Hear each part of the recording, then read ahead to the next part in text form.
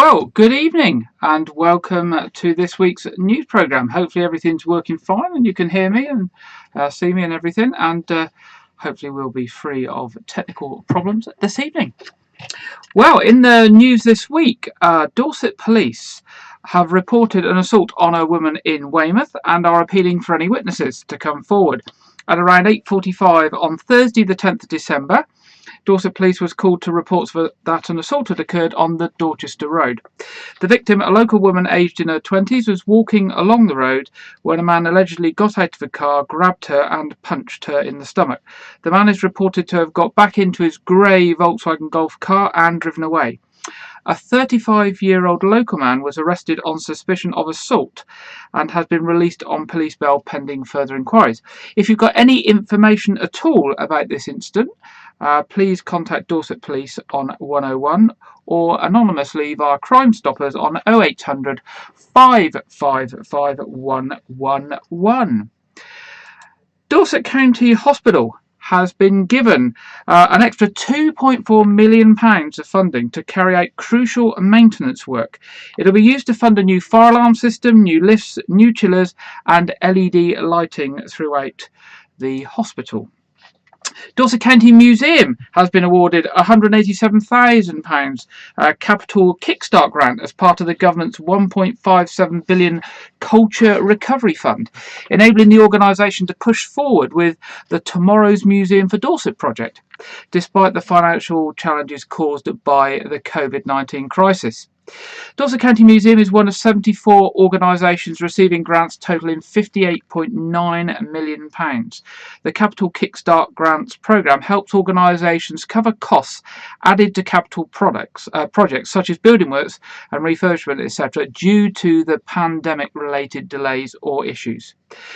Since 2018, the builders, architects, electricians, gallery designers and curators have been working hard, bringing together new, reimagined and inspirational galleries which will collectively tell the story of 250 million years of Dorset's history and display collections of national and international significance. COVID-19 has dramatically affected the progress during 2020 for obvious reasons, with builders and staff following social distancing and lockdown rules. This has set the reopening back until late 2021 and has also meant the costs to bring the new museum up to standard have increased.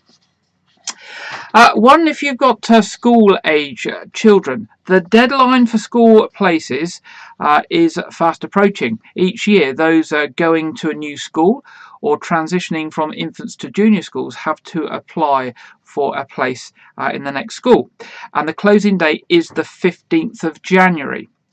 The admissions pages on the Dorset Council website give you all the information you need in order to apply. You can also check out the Parents Guide for information about different types of schools and how to apply to the different types of schools. Councillor Brian Quell, a lead member for education at Dorset Council, has reminded parents that unfortunately any applications that are received after the 15th of January, or if parents forget to put an application in, they won't be considered until the late rounds in spring. So it means that all the places will be allocated, and then if there's places left you might be lucky. Now I know this is a particular problem certainly in White Regis with the transition from White Regis infant school to White Regis junior school, because some parents think it is one school but it is two schools, and to transition from the infant school and get a place at the junior school you have to apply the same as anybody else, so please don't forget to do that. If you've got any questions on the school's admission process or the forms, you can call the admissions team on 01305 221060. That's 01305 221060. Another NHS story. The NHS in Dorset has started to vaccinate people against the COVID-19 virus at Dorset County Hospital from this week. The Dorset Health and Care System has been working closely together on plans for some time to prepare and plan for the COVID-19 vaccine rollout. And NHS staff worked through last weekend to prepare for the launch of the programme this week. GPs and other primary care staff in Dorset are also planning to start delivering the vaccine very shortly, and as soon as further supplies of the vaccine are available, then that work will start. Under a phased rollout, people aged 80 and over, as well as care home workers, will be amongst the first to receive the vaccine, along with NHS workers who are at high risk from COVID-19. Dr. Karen Kirkham, who's the GP clinical lead for Dorset COVID-19 vaccination programme, said that Dorset Health and Care System has been working closely together on plans for some time, and that sets us up really well to deliver the biggest vaccination programme in NHS history to the people of Dorset. This is a huge task, and all partners in Dorset will play an important part in making this happen. The important thing to note is that the NHS will contact you when they've identified you as a priority to be offered the vaccine first. Please do not go to your hospital or GP surgery or contact them about the vaccination. Just wait for them to contact you. Whilst we're still talking about doctors and GP surgeries, a national survey has revealed the best GP practices in Dorset, according to the Patient's View. Patients at surgeries across the county and, in fact, across the country were asked to rate their overall experience of their GP practice on a scale of very good, fairly good, neither good nor poor, fairly poor, and very poor. Across the region, the average score was slightly above the national average for overall experience at the GP practice. On average, 88% of patients across all Dorset surgeries described their overall experience as good or better, compared to the national average of 82%. In Weymouth and Portland, one practice, which is Crossroads Surgery, featured in the top 10 surgeries in the county. So well done to Crossroads Surgery. New cycle lanes have been installed on a key Weymouth town centre road following the removal of the old railway lines. As part of the work to resurface Commercial Road, 2 on-road cycle lanes, one on each side of the road, have now been introduced. Dorset Council say this is in a bid to encourage people to cycle more and to help facilitate cycling where traffic volume and speeds are relatively low between Weston Bridge and Lower St Albans Street. Further proposed cycle links in the town centre, which will require legal orders to introduce, will be consulted on early in the new year, and the idea is obviously to link them up as time goes on. Back to Dorset Police again, and turning back to a story that we covered last week actually. Dorset Police are warning people across the county about a warning of a delivery scam in the run-up to Christmas. Fraudsters have been sending emails out of the blue claiming to be from the post company DPD. They are using several subject lines to get people onto the email, including "we tried to deliver your parcel but you weren't in," and there was no safe place to leave it. Just be very, very wary if you get any notifications from any parcel company and you are not expecting a delivery from them. There are loads of them around. And following on from that, there is also a phone scam that Dorset Police are warning about as well. And we did mention this phone scam last week. Officers are calling on the public to remain extremely vigilant after another elderly couple locally were conned out of handing over savings to fraudsters in West Dorset. Dorset Police have received a number of calls over recent days of fraudsters attempting to convince residents across the west of the county to withdraw money from their banks and hand it over for safekeeping. In each case, the con men tells victims that they are from the police force and that their bank accounts have been compromised. A man and woman living in Bridport lost a total of £10,700 on Wednesday to fraudsters in this sort of incident. Another incident where substantial money was lost occurred on Thursday as well, with a couple aged in their 70s, with a call from a man of an unknown number who said he was a detective inspector, and a woman working for their bank was being investigated after being found with £11,000 cash on her. The caller told the couple to go to their bank, withdraw 2 amounts of £3,000 to see if the notes were counterfeit, and once home to tell him the serial numbers to see if they were fraudulent. Of course, when they told the caller the serial numbers, they were told that the notes were counterfeit and that the caller would send somebody round, a courier round, to pick them up to take them back to the bank. Of course, and then they weren't counterfeit at all, and the individuals lost their money. So please be aware. Please, if you've got relatives who are vulnerable, make them aware. Banks and police do not ring up and ask you to withdraw money and then send couriers round to pick it up. Nobody will ask you to withdraw any money from your bank. So please don't withdraw any money. Do not give your PIN number over. Do not give any information over the telephone. And just be very, very wary at this time. Okay, well, that's our headlines for today. Today, with Christmas only a couple of weeks away, and it is fast approaching for all of us, let's hope you are prepared for Christmas. We're starting to get prepared here. It's a very Christmas-focused programme tonight. So let's hope after the years that we've had that it will be a time for joy and happiness, even if this year it is a bit different. And I know that so many different organisations are trying their best to make Christmas special this year against all the difficulties that we've got. So, of course, I know a question you are all out there wanting to know the answer to. Yes, it's that question we ask every year. Will we get a white Christmas this year? Well, we're going to pop over to the Met Office for an extra visit tonight, and we're going over to the Weather Studio live, and we're going to join Alex and Aidan for a 3-minute Met Office briefing on whether we will get a white Christmas this year. So over to Alex and Aidan. Welcome to 3-Minute Met, and this time we're going to be talking about white Christmases. Everything you need to know about white Christmases. Let's take it away. 3, 2, 1. Let's start with the definition. What is a white Christmas? Well, officially, for a white Christmas to be defined, all you need is one snowflake to be spotted in a particular location during the 24 hours of Christmas Day. And that might be Buckingham Palace, or it might be other parts of the UK, depending on where you fancy placing a bet.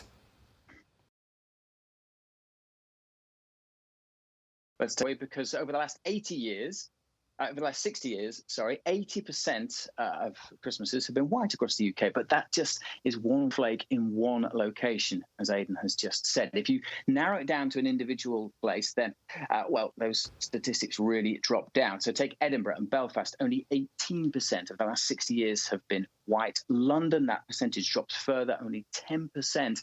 And get this, in London, there hasn't been a white Christmas this millennia. It hasn't happened since 1999. The percentages dropped further. For Cardiff, 7%.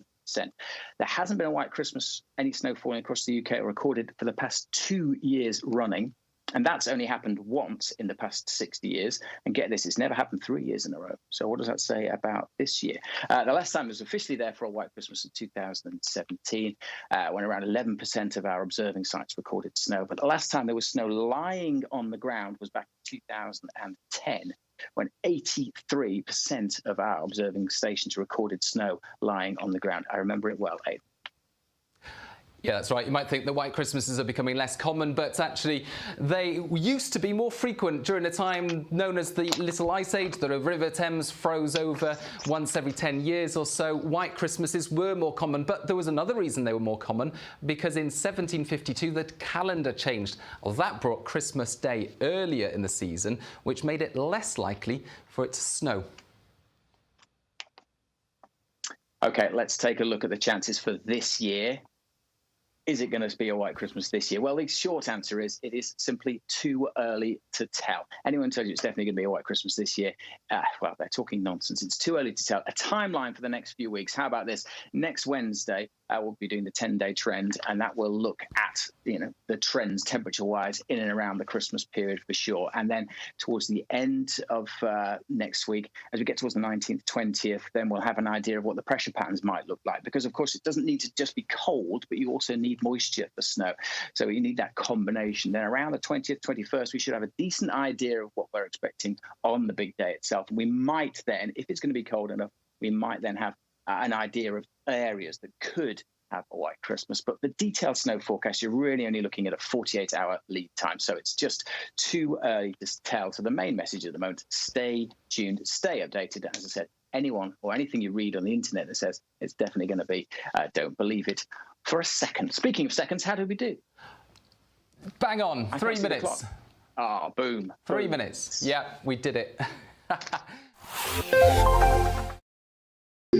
Oh, sorry, we pressed the wrong button there. So thank you, Alex and Aidan, for that. We'll have to look at the end of the week and a couple of days just before Christmas to find out whether we're actually going to get any snow this year. At Christmas, we all follow a similar pattern. We write Christmas cards for friends and relatives. We put up the Christmas tree. We decorate the house with lights inside or out or both. We buy presents. We sing carols. But have you ever wondered why we do some of these things? In recent weeks, we've looked at some of these traditions. And firstly, tonight, we're going to hear from Janet Hall as to why we put up the Christmas tree. Hello.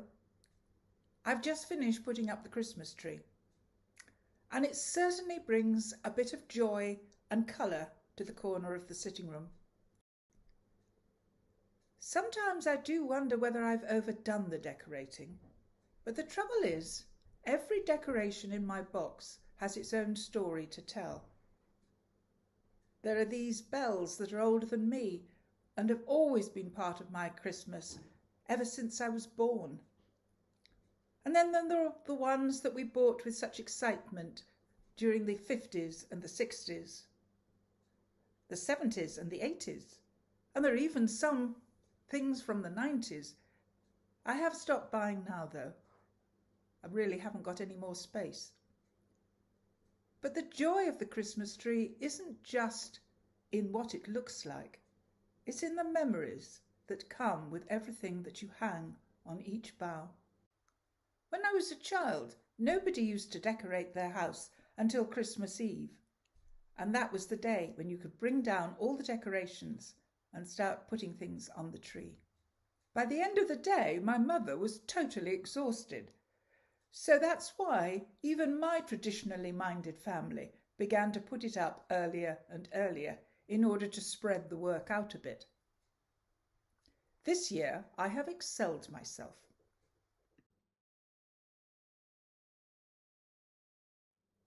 But it got me wondering about what the history of the Christmas tree. When did it become popular and why? Many people think that the tradition of Christmas trees in Britain started with the Victorians. This is because Prince Albert and Queen Victoria were very big fans of Christmas. However, the tradition actually dates back even further than that.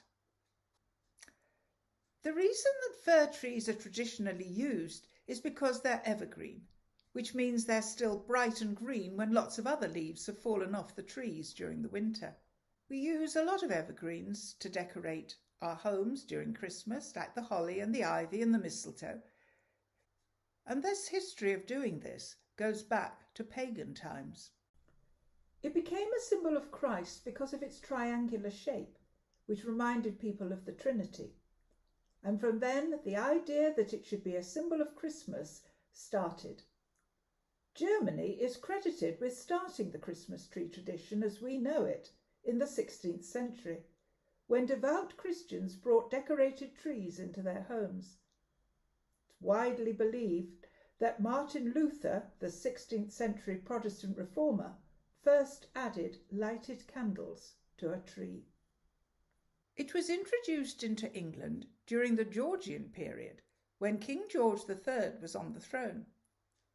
The tradition of decorating a tree for Christmas comes from Germany, and he had a German wife called Charlotte, and it was thought she liked to decorate a tree for her family in the 1790s. But Queen Victoria and Prince Albert are said to be the ones that made it extremely popular and fashionable to decorate a tree like the one in the picture. This is why a lot of people think that they started the tradition in Britain. At first, people used to put their trees on tables as they were smaller, but when it became possible to get bigger trees from Norway, they began to put them on the floor with presents underneath. Ever since 1947, Norway has donated a tree to London to say thank you for helping them during World War II. A special ceremony is held in Norway in November when the tree comes down from the forest in Norway. Then it comes over to the UK by sea, being driven to London on a big lorry. And it's then put up in Trafalgar Square in London using a special crane. It's decorated in the traditional Norwegian way, with strings of lights going down the tree rather than crossing over. I'd love to see what your Christmas trees look like. Why don't you take a photo and post it on Facebook, and then we can all enjoy them. Bye for now. Well, thank you very much, Janet, for introducing us to why we use the Christmas tree. And I'm going to follow on nicely on from that because, of course, our Christmas trees, when we have them at Christmas, have been nicely lit up. But in the last 20 or 30 years, we've moved more to lighting up our whole house with Christmas lights. Some people do this to raise funds for charity or to enter the best lit house competition. But have you ever thought about why we use lights at Christmas? We've heard about the Christmas tree, but why do we use lights at Christmas? And where does it come from? And how has it developed in the way that it has to us these days, lighting our whole houses? Well, I've been out and about looking at Christmas lights, and I'll share my thoughts on this with you now. Christmas lights, often also known as fairy lights, are used throughout the Christmas season, including Advent, to decorate up a tree or house in celebration of Christmas. The custom goes back to when Christmas trees were decorated with candles, which symbolised Christ being the light of the world. This custom was borrowed from pagan Yule rites that celebrated the return of the light of the sun as the days grow longer after solstice, the evergreen tree symbolising the renewal and continuance of life in dark times. The Christmas trees were first brought into homes by Christians in early modern Germany. Christmas trees displayed publicly and illuminated with electric lights became popular in the early 20th century.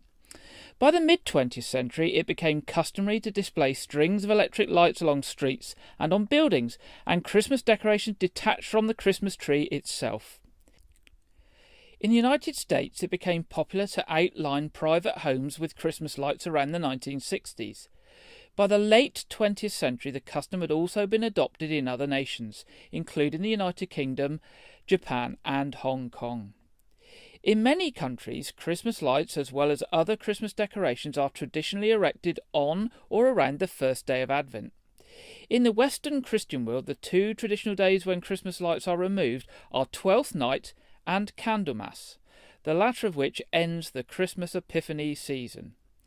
Leaving the decorations up beyond Candlemas is historically considered to be bad luck. People across White Regis and Weymouth have been putting a lot of effort into adorning their homes with lights this year. This year more than ever, it's good to see the lights brightening up our streets. It's also now commonplace to see families out with their children, in cars or walking around the streets, looking at all the different decorations and the lit houses. So yesterday evening, with camera in hand, I went out on a tour of White Regis to see what I could see.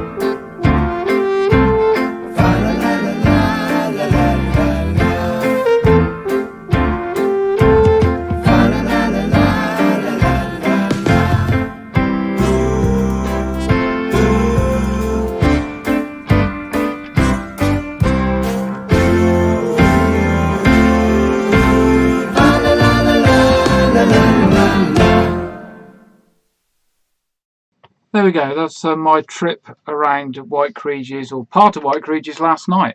There are so many lights out there, it's actually difficult to know where to go and what to look at. Maybe for next week I'll pop out and I'll take a few more in a different direction. If you've got some lights, as Janet said, we'd love to see pictures if you've got your houses lit up or you've got your trees decorated up. Please pop them up in the Facebook page and share them with us. We would love to see them. We come to that part of the programme where I usually play my dodgy birthday jingle. Now, no my luck tonight, it won't work at all, but let's give it a go and see what happens.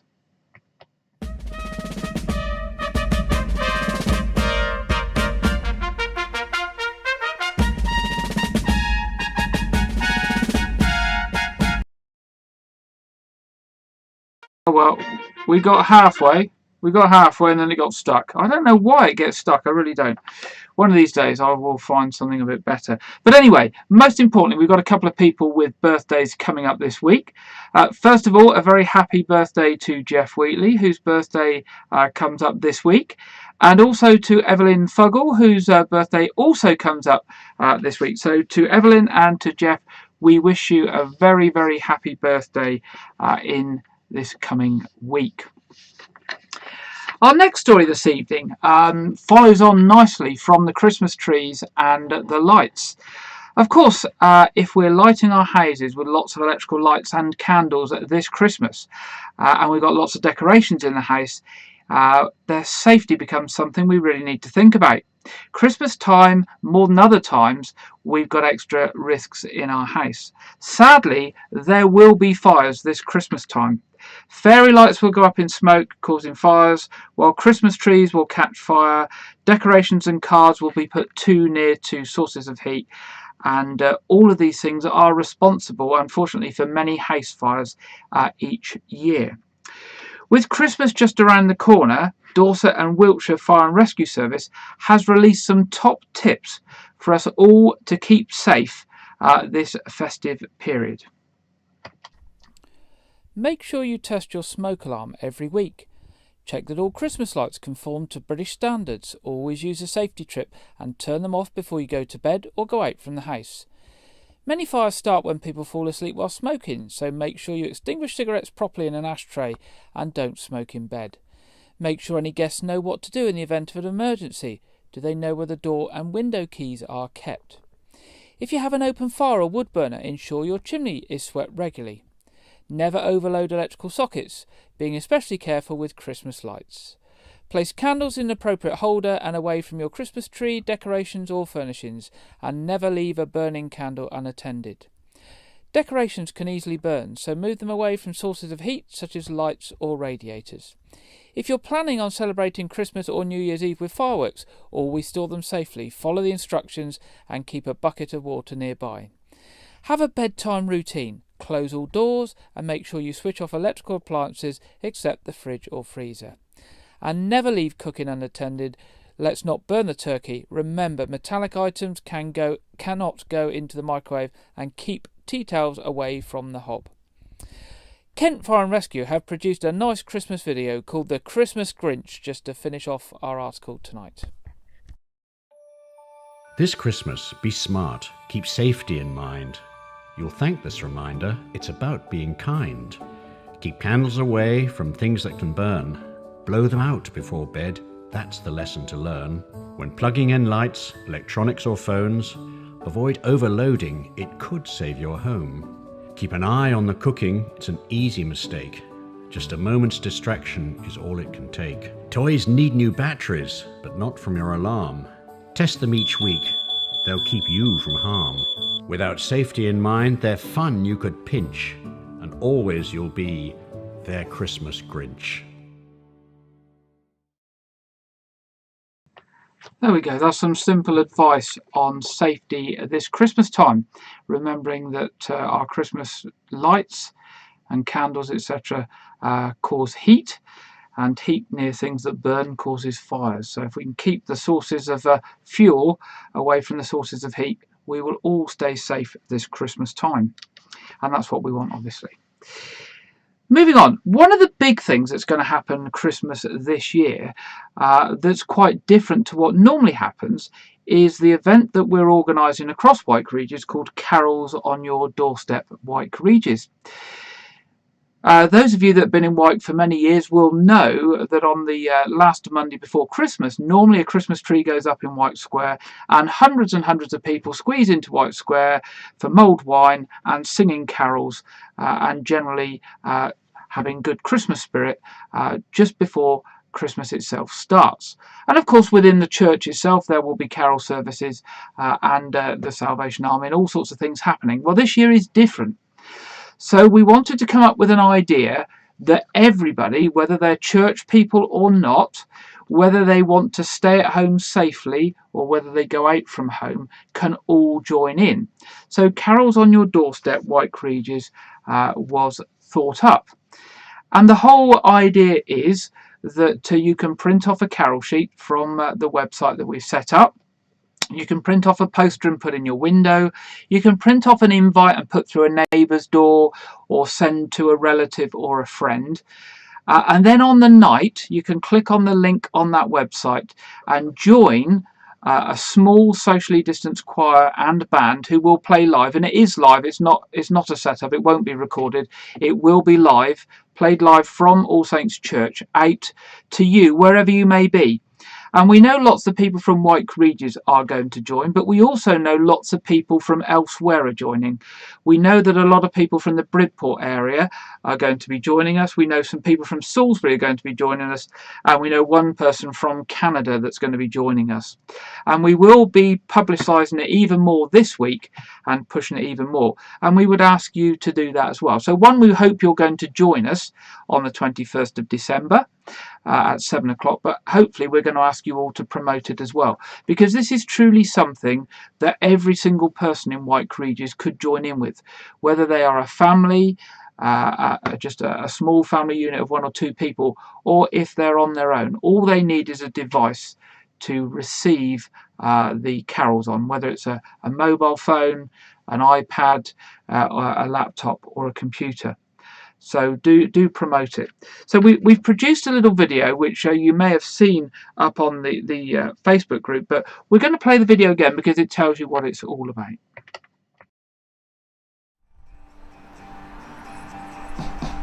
We wish you a Merry Christmas. We wish you a Merry Christmas. We wish you a Merry Christmas and a Happy New Year.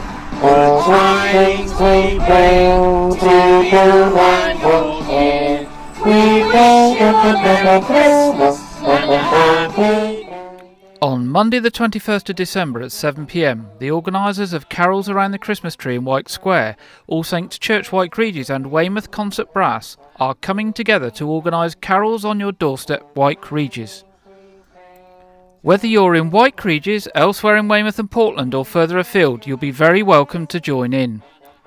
On the evening, a small socially distanced choir and band who will play live in All Saints Church, and we will live stream the carols out to you so you can receive them on your computer, laptop, pad device or mobile phone.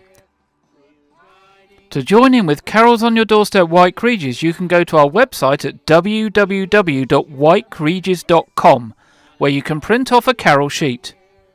You can also print off a poster display in your window or somewhere else people will see it. Also on the website is an invite that you can print to put through your neighbour's door or to send to friends or family.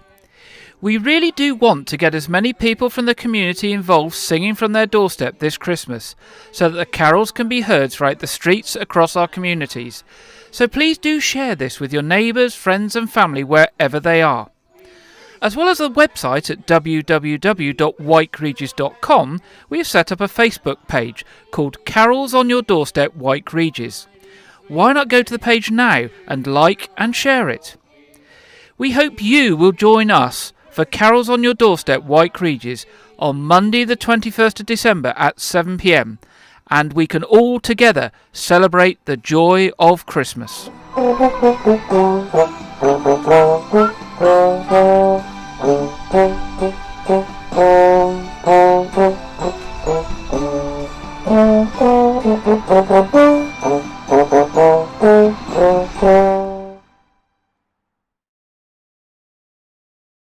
we go. That's Carols on Your Doorstep, White Regis, on Monday the 21st of December at 7 p.m. And all the information available on the website www.whiteregis.com or Facebook group Carols on Your Doorstep, White Regis. And the little guy with the funny red hat was not Father Christmas. That was Brother Alistair, the rector of White Regis, although there's a very canny resemblance to Father Christmas. So, yes, we might have a Father Christmas singing along as well. So let's look at the week ahead now, and let's look firstly at the national weather forecast for the rest of the weekend and the week ahead. Hello there, it's a picture of sunshine and showers in the west today. Further east it's going to be cloudier, and looking ahead to Sunday we've got some wet and windy weather on the way. For the rest of this afternoon, cloudy skies will linger across eastern parts of the UK with some further outbreaks of rain. The rain could turn heavier over higher ground across the northeast. Further west though, skies should be brighter and we'll see some scattered showers also move in from the west. Through tonight, the rain and cloud in the east will gradually become confined to eastern parts of Scotland, with clear spells forming elsewhere. So for a time, there could be a patchy frost around and a few mist and fog patches too for parts of eastern England. But later in the night, we'll see some wet and windy weather move in from the west. That band of rain and strong winds will quickly move its way eastwards through Sunday morning, so all areas seeing some heavy rainfall through the day on Sunday. It's going to be windy too, particularly in western areas along the coast. We could have some gales. Temperature-wise, it's going to be on the mild side across the southwest, but quite a bit chillier further east. Over the next few days, low pressure stays in charge, bringing spells of wet and windy weather across the country, particularly as we head towards the middle part of the week. It's also going to be on the milder side, so we won't see much in the way of frost and fog. For any more details, you can head to our social media channels. Take care. I actually think that the national weather forecast very much focuses on what our local weather is going to be like in the week ahead. It is going to be mild this week. Temperatures daytime between 11 and 13 degrees, but it is going to be very unsettled. So we are going to have cloudy days. We're going to have quite a lot of rain, and we will get the odd sunny spell. But it's going to be much milder than it has been for some days in the week that we've just had. We seem to be settling out to this sort of unsettled, sort of wet and mild weather most of the time, don't we? The traditional frosty and cold winter mornings, we don't seem to be getting many of them these days. And looking at traffic and travel, well, there's still work going on Weymouth Harbour side to allow for the removal of the rail tram lines, and obviously the cycle tracks going in as well that we mentioned earlier. Work is also soon going to start in the new year on the south side of the harbour on Nose Parade, and that will be closed for a number of weeks in around about mid-February, we believe. There's various roadworks also going on throughout Westham, doing pipeline for Southern Gas Networks, and that is moving around the Westham area. And of course the works in Old Castle Road are getting underway to shore up the road there. On the trains this weekend, they are severely disrupted. There is a bus replacement service covering between Weymouth, Dorchester West and Wareham, and that is affecting services on both Great Western and South Western trains. Also, throughout the rest of the country, there is a much reduced timetable throughout the network this weekend. So if you're planning to travel anywhere on train, just watch where you're going and see if you can check your journey before starting to travel.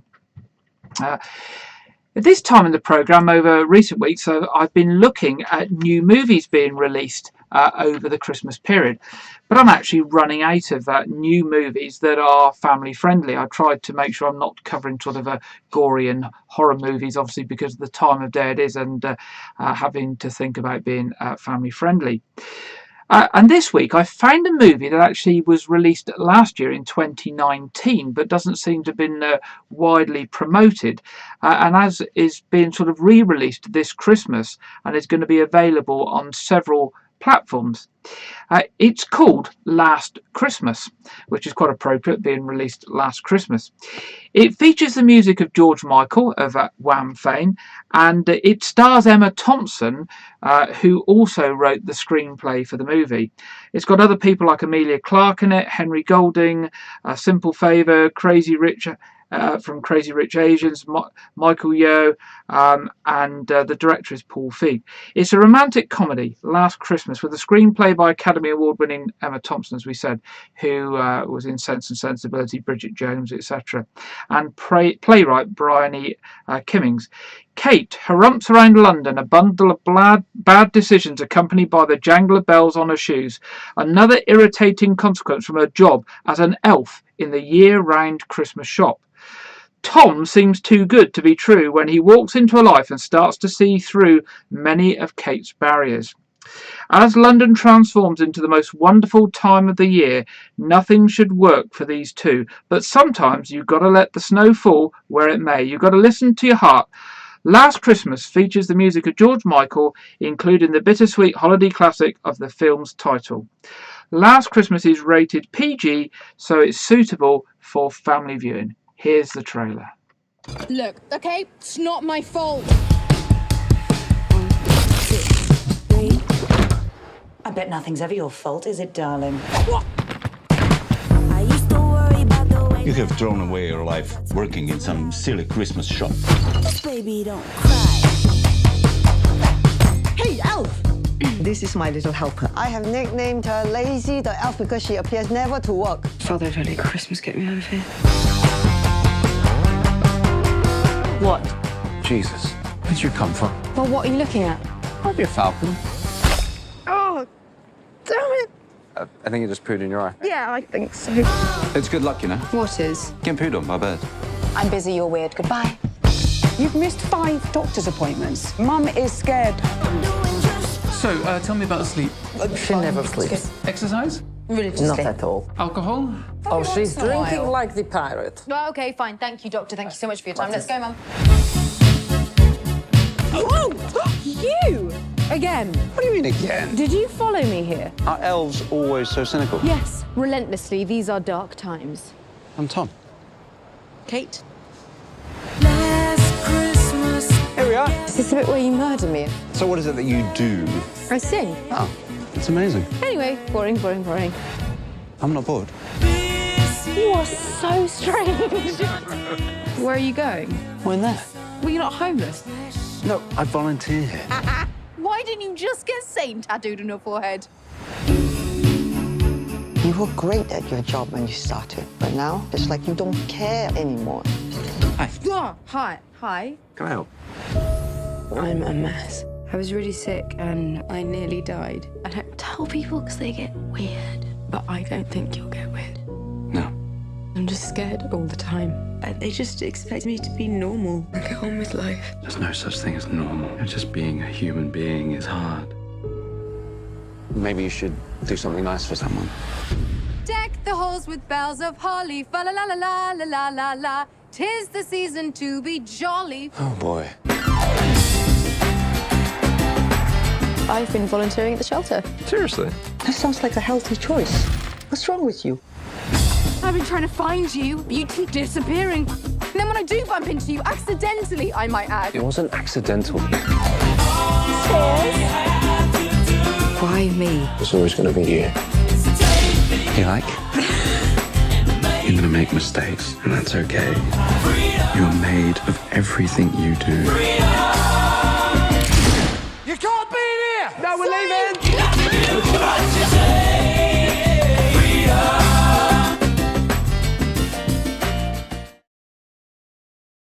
There we go. That's Last Christmas, a film that was released last year but didn't get much airing, but is about this Christmas and is a good family-friendly film rated PG.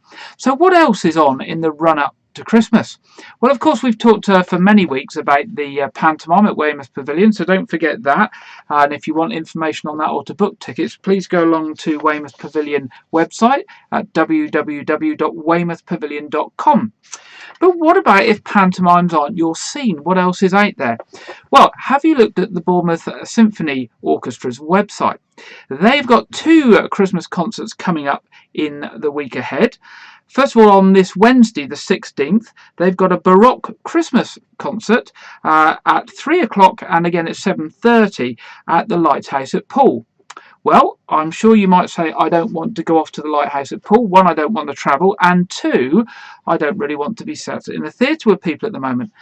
But the good thing with the BSO now is that they are also live streaming all of their concerts. So if you don't want to go along and be there in person, you can join it live from the comfort of your own home. You can pop along to their website at did I write it down here? bsolive.com. The Baroque Christmas features the music of Handel, Vivaldi, Corelli and J.S. Bach, and looks to be quite a nice concert if you'd like to go along. Also on Saturday, that's the 19th, the BSO have got their Christmas Cracker, which is a very more modern Christmas music. Again, that's at 3 o'clock in the afternoon and 7:30 in the evening, and again you can join that by live stream if you don't want to go along and have tickets at the venue as well. And I know a number of people who have been joining the live stream for the BSO, and apparently it is very, very good. And some people have actually subscribed and bought a season's worth of tickets, so they're actually joining every concert. Also, if you'd like to look at something more national, there's carols at the Royal Albert Hall, and they are going to be daily from the 18th of December through to the 23rd of December, both at 1:30 and 7:30. And again, you can join these either live in person or by live stream as well.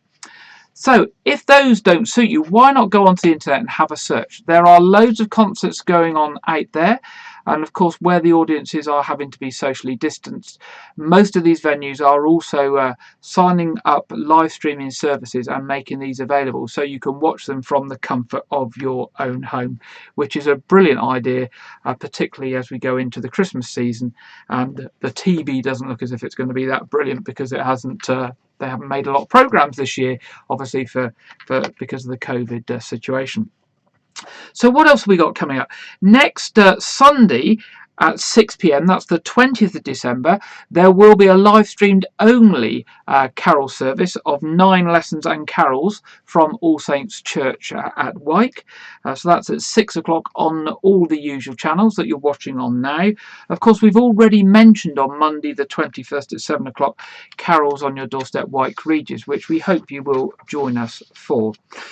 On Christmas Eve at 4 o'clock, there would normally be a children's balloon service, which is one of those services where the church at Wyke is absolutely full and not even standing room. Unfortunately, with the coronavirus, that can't happen this year, but we are going to stream a children's service, family-friendly, children-friendly short service at 4 o'clock on Christmas Eve, which will be available, and we hope you will join us.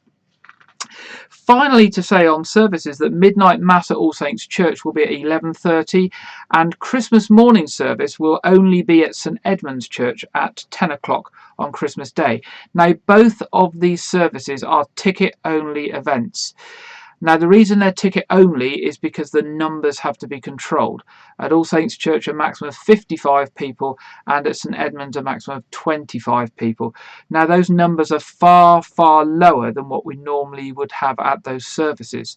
So, you know, there will be pressure for those tickets. The tickets go up. We're going to say on sale, but they're not for sale because they're free of charge on the Parish of Wyke Regis website at 2 p.m. tomorrow, and they are basically on a first come first serve basis. But what we would ask is, if you book tickets and you get the tickets and then you decide you can't come, please ring the number on the tickets and release the tickets so that somebody else can come. And of course, also remember that the midnight mass service, as it is from All Saints Church, will also be live streamed. So if you don't fancy coming out in the cold and the dark and wet at 11:30 at night, you can join us virtually from the warmth of your own front room with the fire blazing and a nice glass of port or something with a blanket over your legs, and you can join us comfortably from your own home. So please, if you can't get tickets, don't feel excluded. It is purely because of the numbers for COVID. Please join us by live stream if at all possible. And that's it to say, other than to say that our quiz will be on at 7:30 this evening, and you're all very, very welcome to join that. And of course, we'll be back here at 6 o'clock next Saturday, for our next version of our news. And we look forward to seeing you then. So, on that, good night for now.